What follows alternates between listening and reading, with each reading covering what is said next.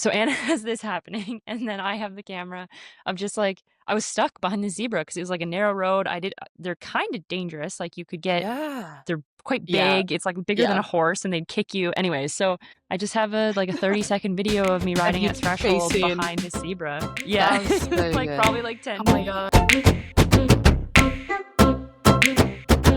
Yay! Hello, Bonk Babes. I'm back. And Danni's back. And so is a special guest. Welcome to the pod, Hayley Smith. Thank you. Thanks for having me. Yes. How you doing? Are you very much on off season now? Please say you are. Yeah, I haven't ridden or done anything more than walk in a week and a half. So very much on off season. I am a little bit sick, so but I mean that's pretty par for the course at the end of the season. Oh, for sure. To be fair, I was actually sick again last week, so Really? Esma kindly pointed out before the pod started, am I sick? And I was like, no, I've just rolled out of bed. Man, that's tough. That's good. Are you pretty good in off season at chilling? No, I'm terrible at it. This is the first year I've ever not exercised formally for a full 9 days in a row ever in my entire life. Wow. Yeah. So I'm trying to get better at it. Yeah, I can't say the same. Yeah. To be fair, I will say, because I'm the same as in this year, I feel like I've been a lot better at it. But it does make you more hungry to get back on the bike. Like I actually can't wait now to get back to Girona and start training. So I feel like I've done it right, hopefully. Yeah. I feel like we've talked more about it this year too. Like I feel like it's been discussed more, especially within gravel, and just like recognizing how long the season is. Like you can only do that. Like sure, you can do that a year, 2 years, but like after 3 or 4 years, you're like, wait, like I might need to slow down a bit come this time. Yeah. Oh, for sure. And in contrast to like XCO where I come from, those races are very short. The race weeks are a very low volume. So you'll do an XCO World Cup and only ride 9 hours a week. So by the end of the year, after you've had 3 sort of peak events in a row, you're kind of ready to train because you've been restricted from it. But at the end of a gravel season, the load is just so high that I think it's more important. Was it like, did you notice it in your body as well, being like, give me a break? Or was it like other people saying, actually, based on what you've done, you need to chill? I think probably more, it's weird because I just came off of gravel burn. So that was 30 hours and 7 days. And physically, I didn't actually feel like I needed to stop, but I intellectually knew that I needed to stop. So it is much easier to commit to the rest when you've just done a stage race. Yeah. Just psychologically. But yeah, I think now I noticed that my body needed a rest. Case in point, I got sick, so. Yeah, no, exactly. Yeah, that's true. You did mention it, so let's talk about it. The new gravel burn, the first edition. How was that wild? Honestly, I feel like you guys went through everything there based on Instagram. Yeah, it was an experience. I have a lot of thoughts on it. It was really cool. And I think that event will grow and become a pretty high profile event. There were certainly some hiccups and some chaotic moments. But I did enjoy it a lot. Like, I think there's a lot of potential there. I loved all the tent videos. I thought it was so funny. So you had like a thunderstorm on day one, right? Yeah. So day one was quite cold. It was like, I don't know, 8 degrees Celsius, probably. I don't know what that is in Fahrenheit. I think it's chilly. 38. Yes. Got another Celsius. But it was super wet. So it just kind of rained all day. And the rain there, or the dirt there, sorry, is very gritty. So your bike's kind of, are we allowed to swear? Yeah, totally. Okay. Your bike is like pretty fucked after that. Like when it's the same at Cape Epic, you have to pretty much replace your drivetrain after a day like that. So Andrew and I were there without mechanical support. So the best we did was like, we went from a brand new chain on day one to needing a fully brand new chain again on day 2. But anyways, yes, day 1 was really wet, pretty cold. And then I think what you're talking about with the tent videos was the morning of. day 6, and we had like extreme dangerous wind and another thunderstorm later on in the day, but not everyone had to ride through that. We hit it at the unlucky moment. Of course. That's crazy. Like, and you were camping, right? So how were you? Because my experience of racing and camping is obviously Oregon Trail, and it's so hard. Like your body I just feel like your body is more broken than normal each day. And how were you dealing with that? Surprisingly well. Like I slept quite well. So, I mean, it helps that it's dark at 7 p.m. So you're just kind of, everyone's ready to go to bed at 8. That's true. So I slept well, but things fall by the wayside. Like I don't think I stretched the entire time I was there. I didn't even have a foam roller with me, or definitely no therapist. Like the things that you need to do to take care of your body are much more difficult when you're camping. But it was also like the food that was provided was great. So the nutrition aspect of it was really easy. And that's the biggest part of recovery, honestly. But yeah, you're definitely not operating at 100% capacity. But even the people that are in the RVs, they're a little bit diminished too in what they're able to do to take care of their performance. And because you're so remote, the only options are tent or RV. So it's, how many people were in RVs? And like how was that an option? I guess I didn't know. I assumed everyone had the same setup. No, so the way that they actually encouraged pros to go in RVs, but my partner and I couldn't afford to bring someone to drive it or to pay someone to drive it. So we did tents. Okay. But probably like 80% of the pros were in RVs, I would say. Oh man. Okay. And it definitely is. Then. Yeah. It is. You and I'm Andrew sure it are is real champs. Yeah. Sorry, I didn't get any of that. Sorry. What did you say, Grace? Oh, I said all the pros are glampers and you and Andrew are the real champs. Well, so Melissa was in a tent. Can we just talk about her shoes? Didn't she burn them by fire? So we, after day 1, I mean, you're camping, and nothing's going to dry. So we had the thunderstorm on day 1, and then that evening it dropped it dropped a few degrees below 0. So nothing dried. So everyone in the morning was like frantically trying to dry their stuff by the fires. I also melted my shoe a little bit, and I melted my helmet a bit, which is kind of scary. It still did its job later in the week. But yeah, Melissa like fully melted the toe box of her shoe to the point that she couldn't get her foot in it. But it's because everything was frozen. So it wasn't just cold. It was hard. like, yeah. Were they providing the tent shoes? Yeah, sorry. Important.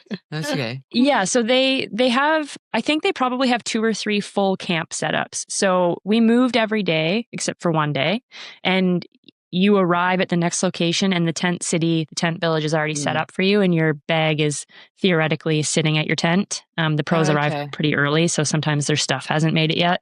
But yeah, it's all taken care of. You don't have to set anything up. It's very organized. It's almost more like barracks. Like you can picture it. It's extremely organized. And you're well taken care of. It's just that you're sleeping outside. Yeah. Oh, that's good. What would you say like the hiccups of it was then?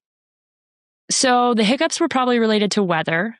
Day 6, for example, we had the like extreme windstorm such that it was unsafe. It was unsafe to race.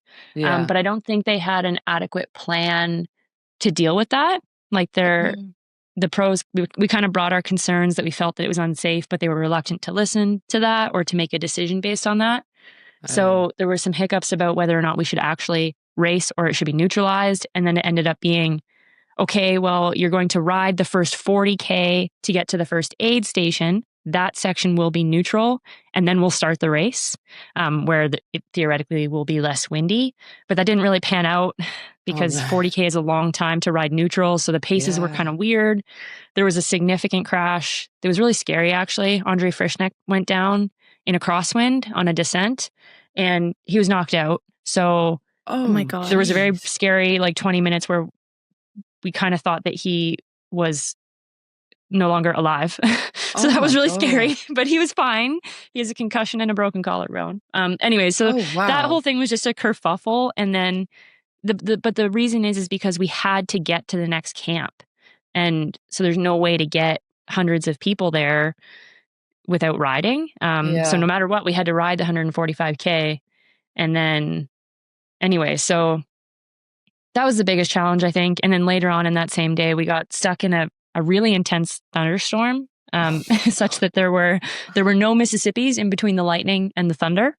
But it was very localized. So I was with Haley Preen and Gina from Australia when it happened. And we actually got completely blown off the road, ripped off our bikes into the ditch, and just were like cowering against the hail. Stop. This is wild. It was wild. And then I didn't find out until a few days later, but I ended up with, I think I was cowering in what is called an African blister bush, which is like picture poison ivy, but instead of it being itchy, it's really painful. Oh my gosh. So now I'm like covered, like from my shins down, I'm just covered in this like blister bush rash. You're Anyways, selling the whole this point race. is that That's there just insane. wasn't quite like measures in place to deal with these extreme circumstances. Yeah. So I think in the future there will be. But otherwise it was pretty smooth. It was just like things like that, like weather and hygiene, obviously. And someone asked me about like how the tummy rumble in the jungle was. Oh my that was gosh, going around around everyone's Instagrams. Yeah, so not everyone got sick, but a lot of us did. And it's just by nature of like sharing a tent space with 400 other people. I'm sure that will be improved next year. Like it's the hygiene will be improved. But if it just happens, it happens. So Leslie got taken out pretty hard. He was like very ill, such that the race medics didn't want to let him start each day, but he wanted to keep going in case he got better. And then I just had 2 days where I was not well, but overall okay. Anyways, things like that you expect with remote stage racing, and I'm sure they'll have improved for their second edition. Yeah, that's wild. That's crazy.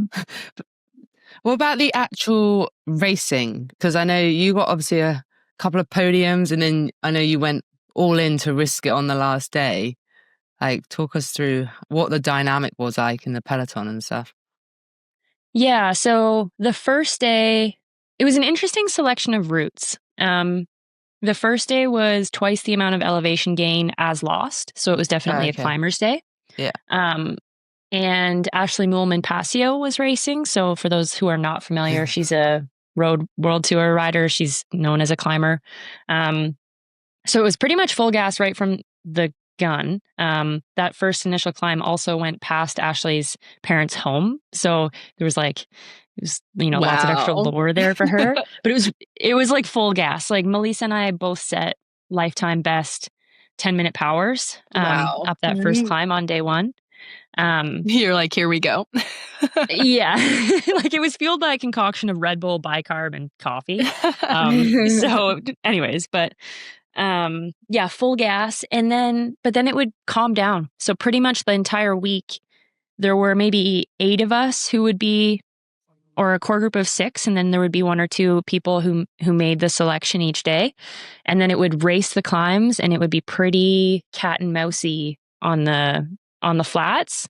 As you can probably tell from the results, Axel was really the instigator of the aggression in races. She was on insane form, like crazy good form. Yeah, it was really cool, actually. Frustrating, but really cool. And then, so I guess that's kind of how I would describe it. It was really tough racing, but primarily only when it was uphill. For me personally, day 6 that was neutralized would have been the best day because it was really technical. So I think that would have caused some changes in the GC across the board. Yeah, and then on day 7, obviously everything flipped on its head. There were flats. I was one of them, and it was a flat that was not fixable. There were like 6 holes in my tire. Oh no. Anyway, so I lost like 45 minutes on day 7, effectively putting me out of the GC. But Melissa had a crazy day. Axel went from like 8 minutes back to take over the GC lead. That was wild. Yeah, it was really dynamic the whole week, which was cool. And I also think it was a really strong field. Like Axel and Melissa were on really wild form. And it's been a long time since I've been able to compete with people who are racing that fast. So that was really fun for me to find That's that my so body could cool. do that again. Yeah. That's amazing. Well, it seemed a wild race, but I think parts of it, one day I'd be like, I really want to do this. Then I'd see something about everyone getting sick. I'm like, oh, maybe not. It seems an emotional roller coaster. Very cool. And what about your year in general, I suppose? Because, I mean, I think it's fair to say, similar to me, you kind of had a roller coaster, and at the start of the season, you felt you had like some sicknesses and stuff. So just talk us through a year and how you've got through that. Yeah, I thought last year was going to be the hardest year of my life with the like autonomic breathing disorder I developed. And then this year happened. I was like, wow, I could go lower. So it was a really hard year, like mentally and emotionally, trying to bounce back from what happened last year for those who don't know, I developed this autonomic breathing condition, malfunction basically as part of long COVID, which really derailed my season and it made me very ill. One of the significant things that happened was I lost a lot of weight and I couldn't eat. So that hangover, though my breathing was pretty much back to normal, fixed by maybe March of this year, I was dealing with the fallout of having lost so much weight last year, which ended up being RED-S or relative energy deficiency in sport. So this year has been like really challenging to recover from that. But I think I am now. Like I proved to myself at Gravelburn, really, like the final race of the year, my body finally came back online. But it was really hard and lots of questions about whether I should keep doing this, whether my body is just tapped out, all those things those thoughts you have when you are in a dark place. No, it's amazing to see you come back strong at the end of the season. Because I think, I mean, I can relate to it a bit when you're like battling throughout the season, like, is this it? Like, am I ever going to feel normal again? Because you just go through those races where you're like, I still wasn't myself. And then it just starts clicking again. And you're like, do you know what? I can do this. I just need to rest. And athletes are also like so dumb. Like we're so dumb. And it hurts us a lot of the time. We push through a lot of stuff, but it also means that all you need is one shining moment and you're dumb enough to latch onto it. That's literally all it takes. It's so silly.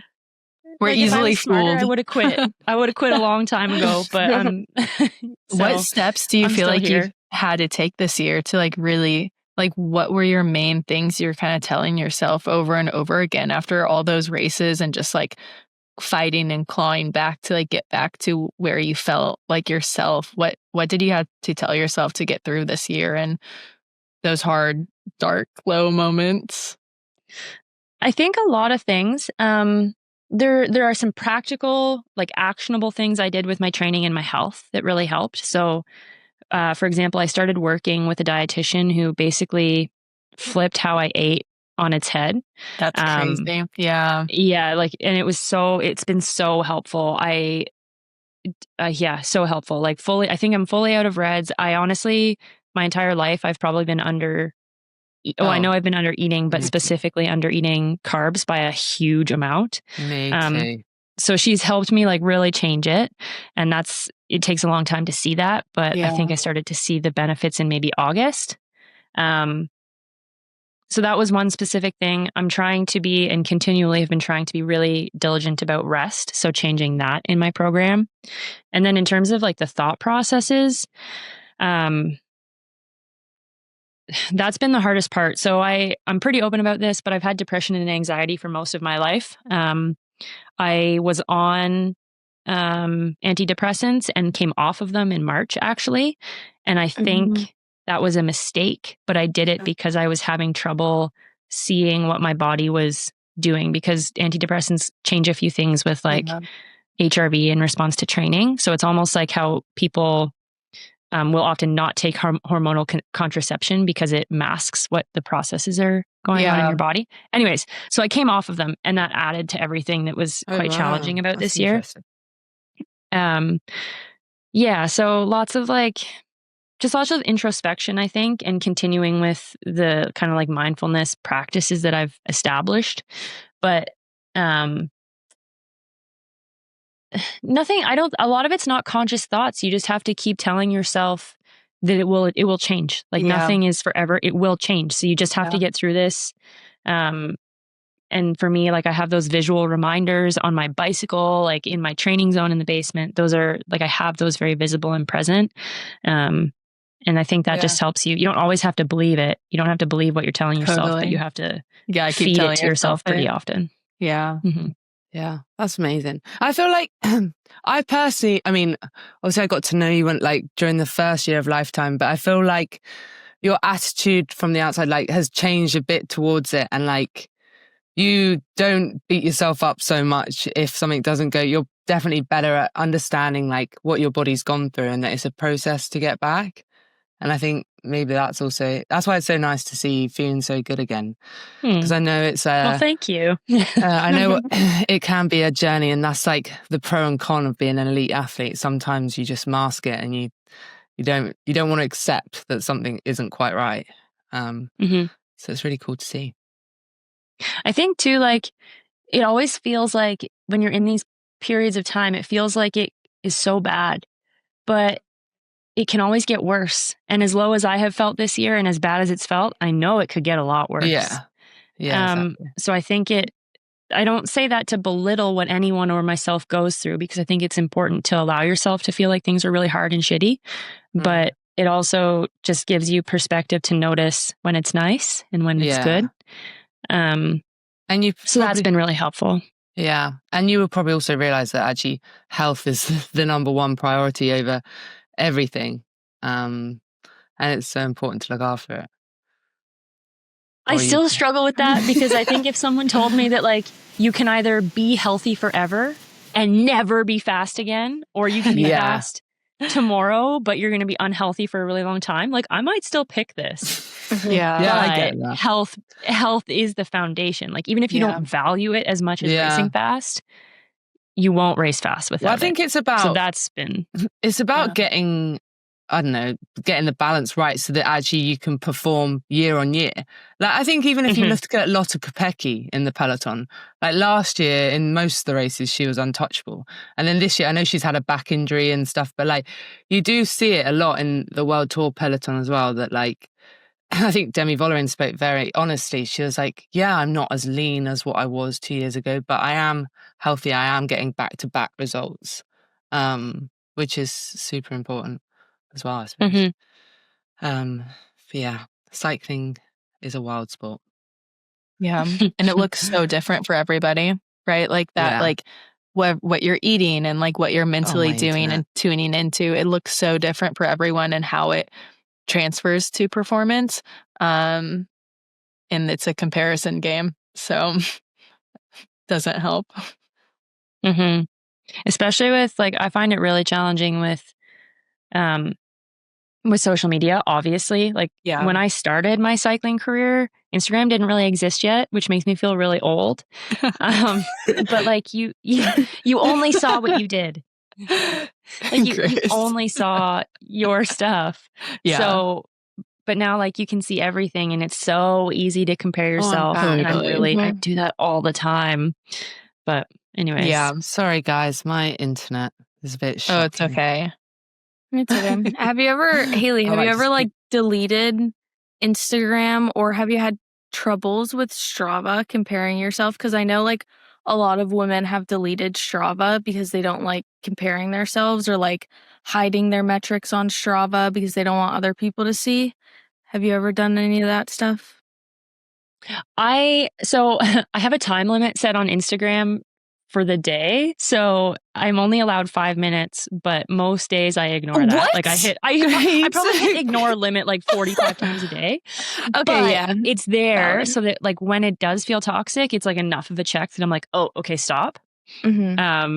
So I use that, but I have deleted it from my phone. It doesn't bother me, but it's just a necessity for our job, so it's easier for me to use it and just try to stick to not consuming it. If that makes sense. And then for Strava, I love Strava. Like I think I use it as a tool more so than I use it as social media. So I use it to compare my own times against myself on segments to see if I'm improving. Like I never used to train with a power meter, for example, and I would use Strava instead, especially for mountain biking. it's negative for me in the lead up to races. So I'll find that like in the week before a race, I probably have to stop going on Strava because I will like go down the rabbit hole of looking at my competitors' results. But in general, I don't really like follow people on Strava. So I'm sorry. I don't think I follow any of you, but it's because I basically follow my dad, my brother, and my aunt. Like those are the people I follow on Strava. But yeah, I just kind of use it as like it's a very personal thing for me. It's Strava most of the time is not a comparison thing for me. Yeah. Yeah. My friends in London, especially when I lived there, they used to get so annoyed with me because I just don't use Strava. I just don't. Like I'll use it to plot my own routes and everything, but like, and maybe a race I'll upload, but I don't know. I'm just not bothered by it. Like, because I had like one person that would constantly stalk my training. Like, oh, you did this, you did that. And I was like, I don't need this. And Danielle's I just literally gone. stopped sharing it. She gone. I also don't use Strava. My internet. At all? No, I used to. Oh, go ahead. You paused halfway through, Danny. Cut out bad. This Wi-Fi, because I'm in the woods. It's just not working. I can see. Yeah, it it literally looks looks like behind you're you? sitting. Yeah, it's a window. Yeah, it looks like she's in the jungle. It snowed in Indiana, so. Oh my God, I watched we watched a Canadian football match. Sorry, I've totally changed subject here. Football match last night and they were playing in the snow. Yeah. Like, full on. It was like the Haley. Yeah, they're from Canada. Like Yeah, I'm not surprised by this at all. Canada like are not babies. No, this was like historic because they were snow plowing the field half time. Wow. Are you talking in about like extra time. football or soccer? Oh, soccer. Soccer. Sorry. Yeah, Soccer. Okay. Yeah. Yeah. The yeah, shotty sorry. from the If I keep diving out, it's because of that. Okay, good question.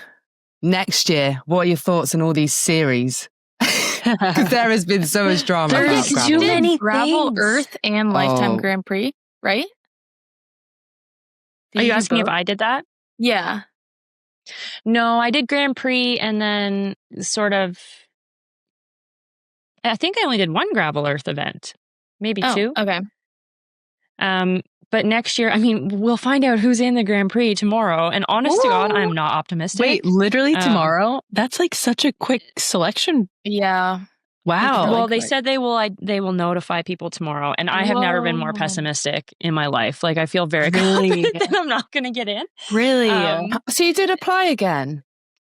I did, yeah. Yay. I thought about it so much, and it's not about the prize purse for me. It's more that I feel motivated in a way I haven't felt in a long time, and 4 of those events would be on my calendar regardless. Yeah, so, that's why I applied. In all honesty. Because 3 out of 5. Wow. Will they announce it tomorrow? You guys have to let us know. Text us. I'm so curious. They're announcing it. I think they announced it when they email you guys. Wow. Right? Yeah. I have no idea. I don't know.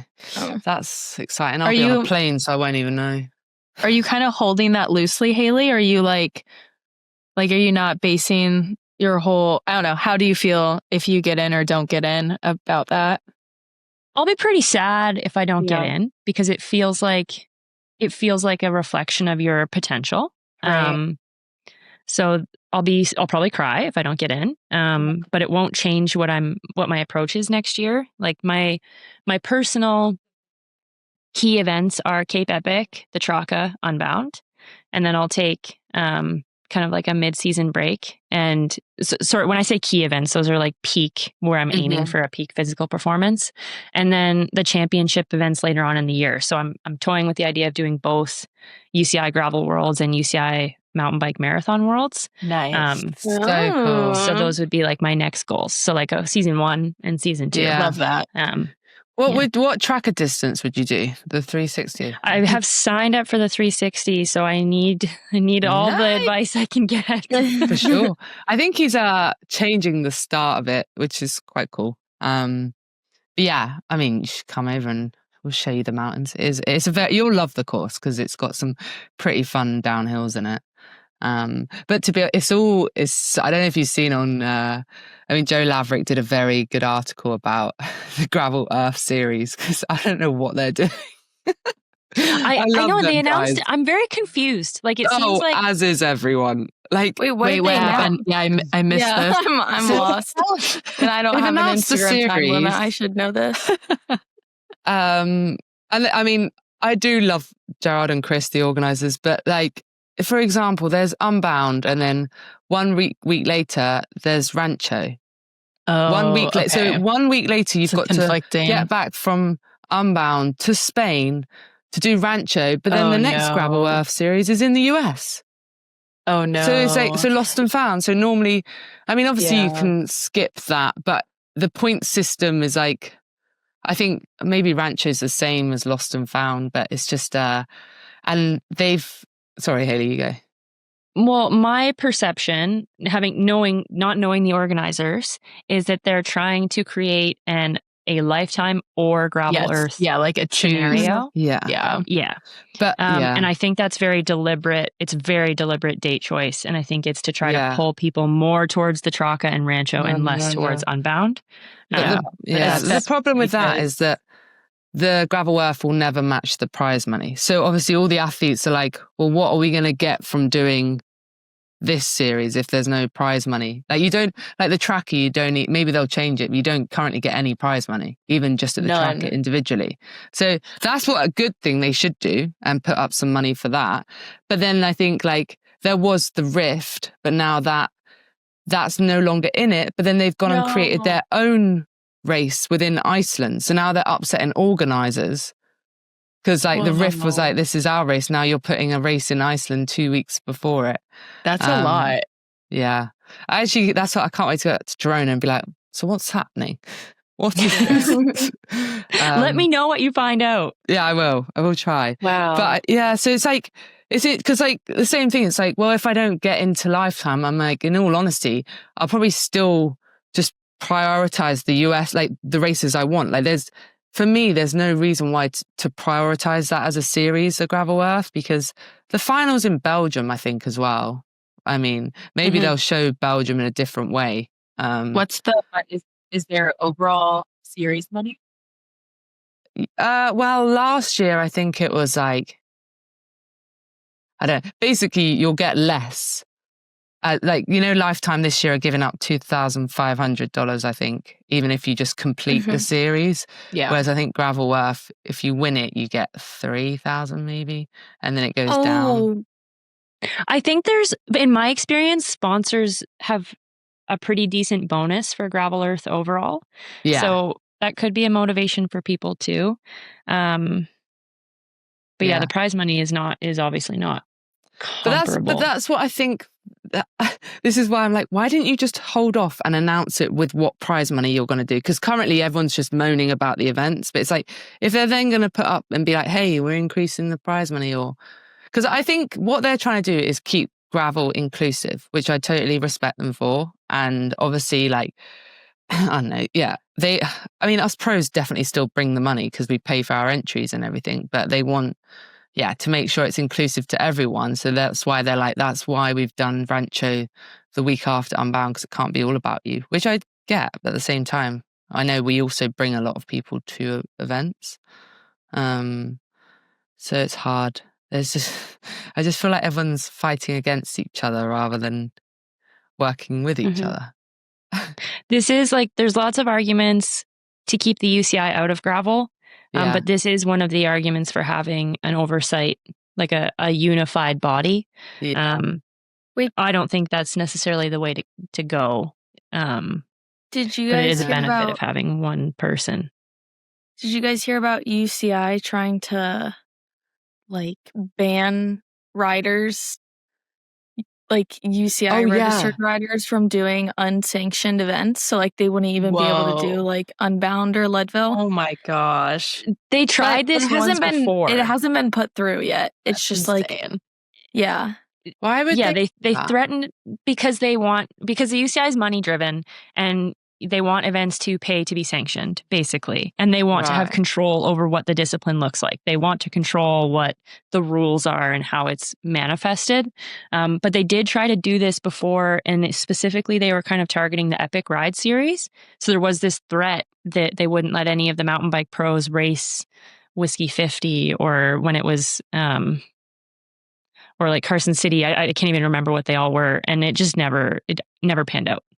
Mm-hmm. Oh. But yeah, they're trying. That's like Kate Courtney not being able to go and race Leadville makes no sense. Okay. It feels very petulant is what it feels. I like also it just is like, come on. say, even if there is an overarching organization like UCI or USA Cycling, you still like, because Haley, I'm like fully on the road side. Like there's still so much overlap and confliction, even with road nationals and some of the biggest races in America for the road. So conflicting with road nationals, and they're all sanctioned. So yeah. Is it inevitable? I don't know. I mean, I don't think so. I also think there's a way to like work through this and work together more. And that's like what I think. Just work together and then totally. Yeah. Danny's like, why can't everyone be friends? Why can't everyone all just be get along? competing businesses? You need some women on like the boards that direct these organizations. Guys, let's all be friends today. Danny can be like the peacemaker. Yeah, she's the unifier. That's I would try. I'd love to try that. But some of the calendar stuff, it is frustrating because it's like, us pros want to promote your events as well. But it's just like, I don't know. I think, my plan will just be see what happens with Lifetime. Because like, I don't know how you feel, Haley, but like if you get into Lifetime, like Gravel Worlds will be, well, you'd have to essentially skip Little Sugar, fly to Australia, do Gravel Worlds, then fly straight to Bentonville to do that, which is wild. Yeah, those decisions would depend on like whether I get in, my form. Yeah, exactly. Yeah, like I think the course that's in Australia is going to be sick. Yeah, I know. That's what it does look so good. Yeah, and it's like real gravel racing. Yeah. But there's also a world where, sorry, go ahead. No, I feel like that would be like the first proper gravel world champs. Do you know what I mean? Like where it's fully gravel. Sorry, yeah, we'll see. Say? That's the only answer. I think that for me, there's probably it's probably more likely that I would choose to do mountain bike marathon worlds. Just because I'm a mountain biker, that's where my skill set is, but leaving it and instead of gravel worlds and then not having to skip Little Sugar, but we'll see what this email says tomorrow. Yeah. Where is mountain bike worlds next year? I don't know where XCO is. I think it's at Val di Sole, is it? But marathon is in Italy as well. So it'll be I think the Pyrenees, either the Pyrenees or the Dolomites. You were national champ at in marathon. Yeah. That's so cool. And you went to the Olympics for XCO? Yes. Look at me. Do you have an Olympics tattoo? Sorry? Do you have an Olympics tattoo? The Olympic rings? I do. I have the rings in color on my back right here. So cool. Nice. Haley, so you know how some people say that like if they did an Ironman, like, oh no, I wouldn't get an Ironman tattoo. But then all athletes are like, okay, the Olympic rings make sense. Yeah. Like if I was in the Olympics, I would get those too. But I'm not going to be, so maybe I'll just get an Ironman tattoo. There's two types of people. Haley, have you got any more tattoos on your off season? No, I do have the one that I had picked out to get after Big Sugar. I almost enticed Lesby to go with me while we were in South Africa, but we felt that maybe don't do it right before Gravel Burn. Yeah, that's fair. So I haven't added, but it's gonna happen. Yay! Haley nearly got one in Big Sugar. It was just too big the queue, wasn't it? Yeah. Do you know which one you want to get? Yeah. Yeah, I'll tell you specifically when I have it done and I can show you, but it is it's like an optimism focused tattoo. Okay. Wow. We love that. That's very cool. Yeah. I got my other tattoo in Brooklyn.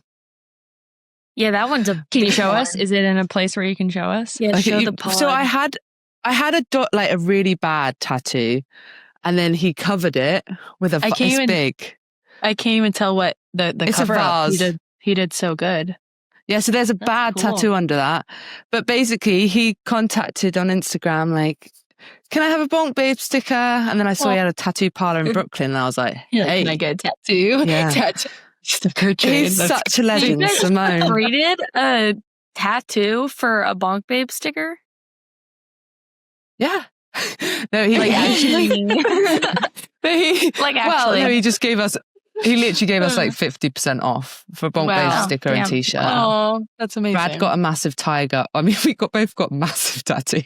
I went in with the plan of a little one. I was like, I'm going to get a little one. And then I was like, wait, do you think you could cover this up? And he was like, yeah, with a massive vase. And I was like, yeah, fine. The Bonk Babe sticker on my top tube, I put it on my top tube, but it got so much love in South Africa. Like, so much love. Is it still there after the gravel burn? Yeah, your sticker holds up really well. It survived all the washings, all the weather. Yeah. That's super impressive. That's so good. Can we also talk about your zebra footage from a race you... Zebra? Yes. Your zebra. footage. Yeah. Is that, what did you say, zebra? Yeah. Zebra. Yeah. I like zebra better. Vase. That footage made me want to do migration next year, to be honest. Talk to us about migration. Oh, go to migration. That's all I'll say. Like, I'm going to probably not win next year because I've told everyone on planet Earth that they have to go. But yeah, it was like, it was such a life-changing experience. Like, it just simplified bike racing, and it simplified like why we do this. And then obviously you're like racing alongside these animals. So the specific zebra video Danny's talking about is, migration is paired with a one-day race called Safari Gravel. So you don't have to do both, but you can do Safari and then 2 days off, and then the 4-day race migration. And at Safari, you race through Hell's Gate National Park. And it was near the beginning of the race. I was kind of like driving the pace, trying to split the group, and we startled this zebra off the right of the trail. And I had my camera running, and Anna Yamauchi behind me had her camera running, but the zebra ran in between myself and the rest of the group to the other side of the road, and then sprinted alongside my left to then jump back onto the trail, and then just kept running in front of me. So Anna has this happening, and then I have the camera of just like, I was stuck behind the zebra because it was like a narrow road.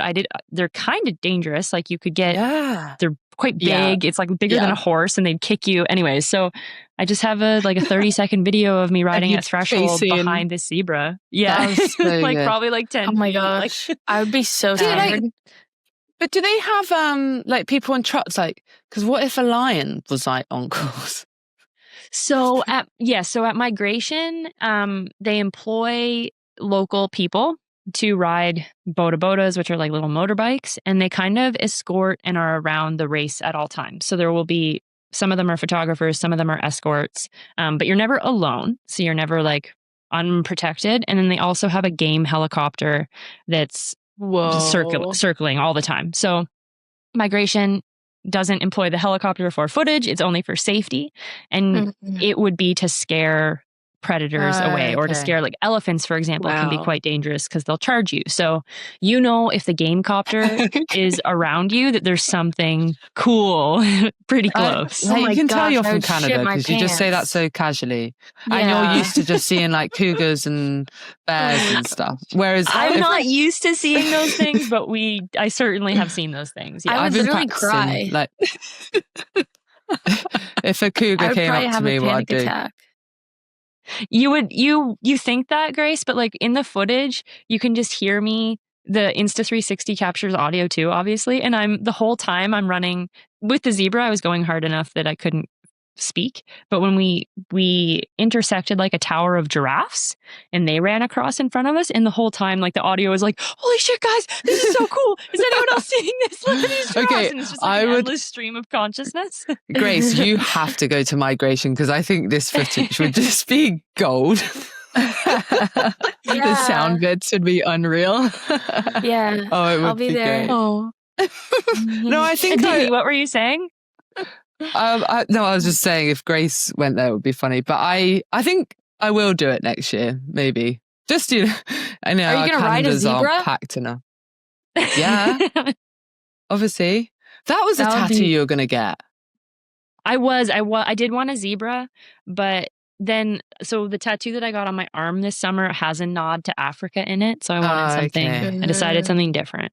That's fine. If I start getting multiple tattoos for single experiences, I'm going to have 1,000 tattoos. So yeah, I mean, that's where I'm kind of going. I've got a sea otter on my leg.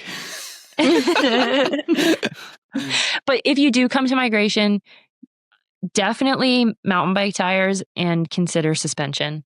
Oh yeah, you have a drop bar, Super Cal. Mm-hmm. Is that I bet called? a lot of Super people Cal? were like, I should have done that when they were there. Yeah, it was. Is it like because isn't it at altitude as well? It is. I didn't know that Kenya was at altitude until I got there, but it's around 2,000 meters the whole time. That's high. What's 2,000 meters to feet? 6,500 or 7,000 feet. Oh, yeah, that's a lot. She's got the better conversion. That's proper elevation. Yeah. I ain't doing it. I went from sea level to that. That's so it crazy. was, but it's interesting. So like I really struggle at altitude. But a lot of that is because the air is really dry and air quality is often quite low because there's so much particulate in the air from the wind and the dryness. But in Kenya, it's really humid even at that elevation. And it did not negatively impact me nearly as much. That's interesting. Which I thought was interesting. Yeah. Well, it's clear that you like the camping races. Maybe I survived the camping aspect. But I mean, I did like it at migration. Like each morning we were woken up at like 3 or 4 because the lions would be roaring. Whoa. So no that's way. a camping experience. Yeah. We got woken up because the lions wanted to eat us. What a camping experience that is. That's wild. But like, are you in like a pen? Like, no. So the race also employs, so the local people, they're called the Maasai people. The race organizers employ tribesmen to patrol and like keep you safe. So it's quite small. Like it's not a very big race. And there will be, if you went out of your tent at night and looked around the savannah, you'll see a bunch of fires. And it's like Maasai that have set up campfires and they're like standing night watch basically. Oh, wow. So like I never felt unsafe at any point. No. I felt way more unsafe in the hail thunderstorm last week than I felt ever at migration. Okay, after that weather that you were in South Africa, you must have been like, why was Big Sugar shortened? Well, yes and no, because Haley and I looked at each other and we were like, we should not be out here. Like this is actually dangerous. We should not be out here. So I can understand like at Big Sugar, I don't. In retrospect, it was not severe enough that it should have been shortened. But could you imagine if someone got like struck by lightning? 100%. They have to do it for like everyone as well, because like some people would have taken longer and would have been out there because it did get quite bad in the afternoon when we were thrift shopping. We walked past some great thrift shops here. Actually, I was like, I've kept my sparkly jacket. I'm like, that was quite a good find. It was a good find. You'll definitely use it again. Probably. One day you're going to be like, oh, I have the perfect jacket for this. Oh, so fun. But yeah, in Cumberland, yours and Lesbie's name got brought up. They're like, yeah, they've been here and ripped on the trails. And I was just thinking like how bad I was going down these trails. Like, I wish Haley was here to teach me. And we're going back there again today. I would love to go mountain biking with you. We would have so much fun. And honestly, you just need someone to show you the lines. All mountain biking is manipulating your weight. So true. That's all it is. Love that. Because I'll totally learnable. It on one corner, and then by the next one, I've forgotten it and ride like crap. But you just need, it's like everything. You just need to do it more. And like I've had no reason this year to be on the mountain bike. And if I get into lifetime, I probably should get on the mountain bike. Haley, I wanted to ask how often you were on the mountain bike this year and like how much you're balancing. Where do you mainly train? Is it like 50-50 or are you mainly on drop bars? Probably. So when I was doing World Cups, I was probably 60, in terms of hours, I was probably 60% of my time on the drop bar and 40 mountain bike. And now it's probably like 80-20, which is very sad. Yeah. But I have a few more mountain bike events added to the calendar this year. So I'm pretty excited about that. Are most pro mountain bike racers, like XCO racers, even doing a lot like 60-40, 50-50? Yeah, you need the fitness from it. Yeah, just like the consistent pedaling. Like it's a different type of fitness. And also the fitness that you get from mountain biking is very dependent on where you are. So when I'm at home and when I'm at my parents' home, for example, I'll go for a 4-hour mountain bike ride and I literally never not pedal. Like it's flat enough that you're just pedaling the whole time. But where Danni is now on Vancouver Island, it's more like it's very punchy. It's very anaerobic. It's very on-off. Anyways, I would say as a blanket statement, most mountain bikers spend a lot of time on drop bars. Were your intervals a lot more like shorter, sharper stuff when you were doing the XCO stuff? Or were you still doing a lot of like base stuff? So I did, when I was doing XCO, I followed like a polarized training model. And it was also like a pyramidal approach as well. So like my off season would have a lot of base work, zone 2 and then tempo and threshold. And then race specific stuff was always in like the 30-second to 6-minute range for intervals.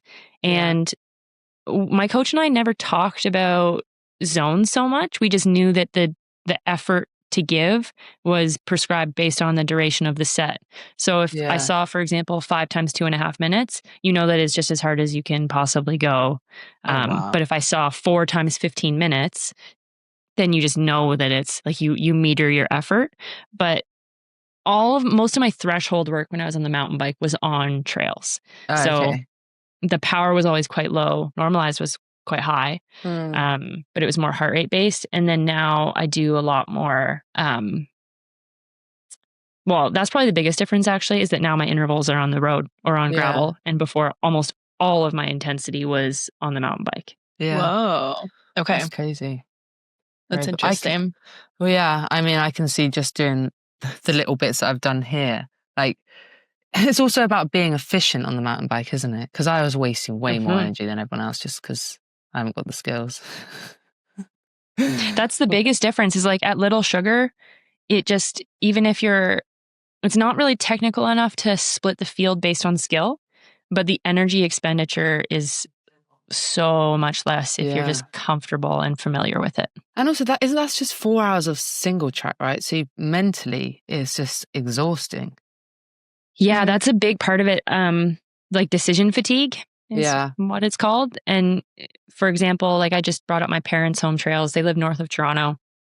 And I think you do like 1 million corners every single ride. And when I go there, it's totally fine. I'm just used to it. But when I bring Andrew, he'll start to like hit stuff because his brain just can't compute those decisions. And I grew up with it, so I'm used to it. But yeah, the brain fatigue is real.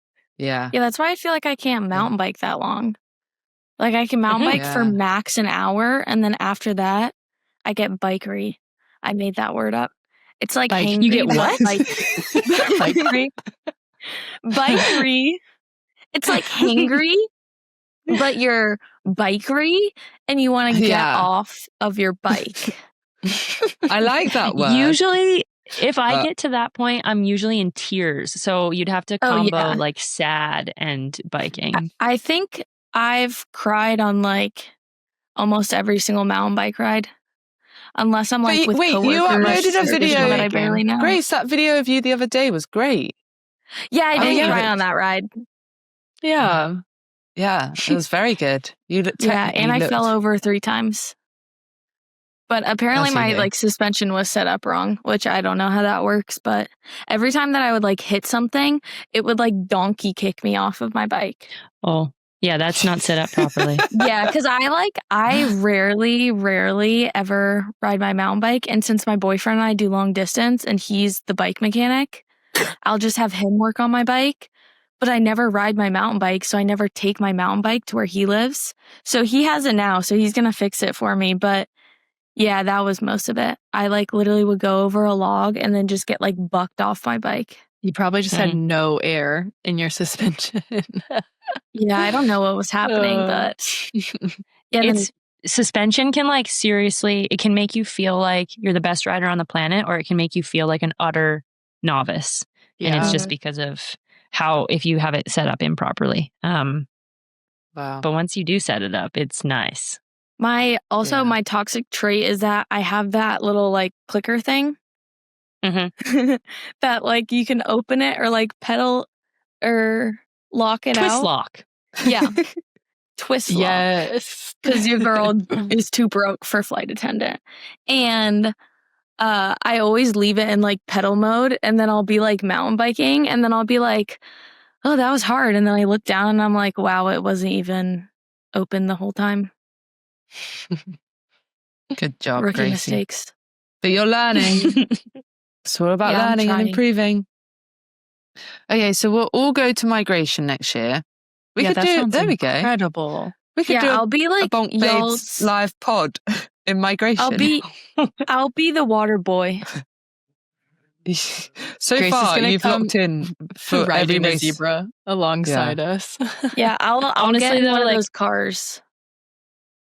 In one of the, well, they do actually, there are race vehicles that follow along, so you could come. There you go. Yeah. But no, like migration's expensive also. They don't provide discounts because all the funds go towards supporting Team Amani and like building cycling in East Africa. That's very cool. Yeah, so like you can feel good about your registration fees. Yeah. But like it's, for example, I went to Kenya this summer, and then very shortly after, my parents booked their own trip to Tanzania to go on a safari. I think because they were like shocked and like really jealous of what I did. But the cost to go on a safari is so expensive, and migration is like a way cheaper safari that you get to do a bike race at, and you get to see the world in a very up close way. Haley, this actually sounds, I don't know, you talking, I heard about it and I've seen it. Sarah Sturm has made actually a lot of really positive posts about it too. But sometimes I just, you scroll and you don't like really feel it. But you talking about it definitely has piqued my interest. That sounds amazing. When is it? Is it earlier in the year? June, isn't it? Yeah, it's 2 weeks after Unbound.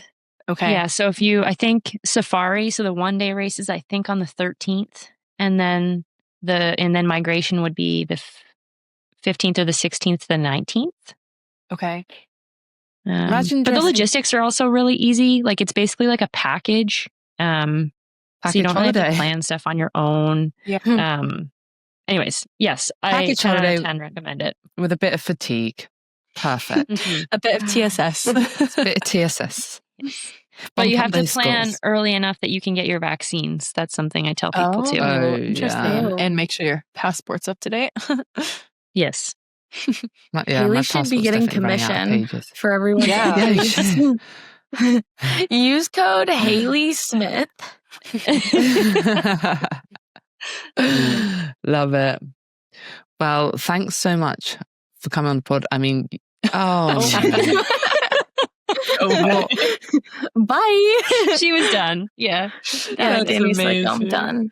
That's so but funny. Thanks for coming on. Do you have anything else you want to share? I like listening to Haley talk. Tell us more. I like talking with you guys. I think we could talk for a very long time, but like unprompted, I don't think there's anything else I need to share. I even love hearing about how like when you have a 2.5 minute interval, it just means going as hard as you can. I love that. I'm like, maybe 30 seconds. Well, you obviously temper totally. Like, you have to get to whatever that is, 150 seconds and be dead. You can't be dead at 45 seconds. Totally. But no, your VO2 is probably insane though. Like your anaerobic capacity. It's been bad for 2 years, but it's climbing again. It's getting there. Good. Well, we're happy to hear that, you ended on a high note, and we'll be on the lookout for the Lifetime Grand Prix announcement. Ooh. Yeah, me too. Whatever happens, it's fine. Would you do the wild card? I selected that I would, but I'm undecided because that feels like a pretty negative, high pressure situation to me. Yeah. I don't know if I would enjoy that. And I need to know what my focus is before the season so that I can train properly. And I don't want to have to shift my focus to being like, I need to be perfect at Sea Otter, Totally. Yeah. Yeah. That makes sense. Okay, sweet. Yeah. Well, thanks for coming on. Yeah, thank you guys. I'll stop the recording.